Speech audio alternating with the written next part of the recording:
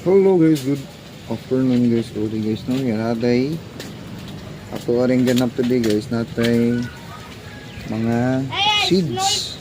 Mga seeds guys, different kinds of seeds niya guys, no. Natay patula, okra, kangkong, eggplant, cucumber, bell pepper, o ampalaya guys. Karon guys, naamatay gamay nga kuan. Ubos mo na to sa new friend para sa ating plan. Si Ward. No? Kung ano yung na-prepare guys. Yung ta guys. Ward so, tayo! Ako yung butang diri guys, no? Ayun na, ito na, ayun na. Ay, pwede, malapok kan. Excuse! Ato nga itanong ron dahil guys is ang okra. So, daghan-daghan ni siya seeds guys. Ako na obserbahan after 1 week guys, no? Tubo ba gini guys?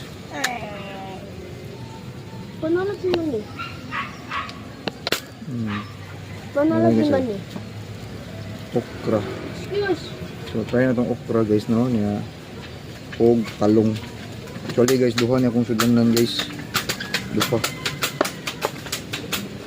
Diara akong sa kasudlanan guys niya. Ito na itanom una ang okra.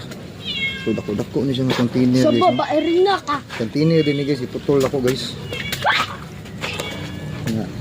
Ano yun? Ito na yung butang ang okra. Okay.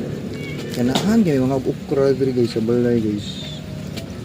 Mga okra mo na guys. Uy, sige pa sa yupa ko ba gisi. Kanang gisi ba nga di mao guys.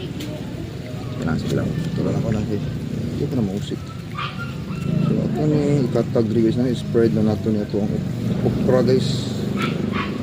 Okra. So kani siya more or less ni siya pila ni siya kaliso no. Para guys no. Anis mga bulan siya 20 kaliso pero ito rin katag rin guys. Ito katag guys no. Kaya para puhon guys. Hindi tubo yun guys. Ayun na siya. Ayun na siya ilubong kayo kaya no. Let it grow. Let it grow guys. So ito kan yung obserbahan no. Itong tira nga i-cultivate rin na okra. Bye bye. I love you guys.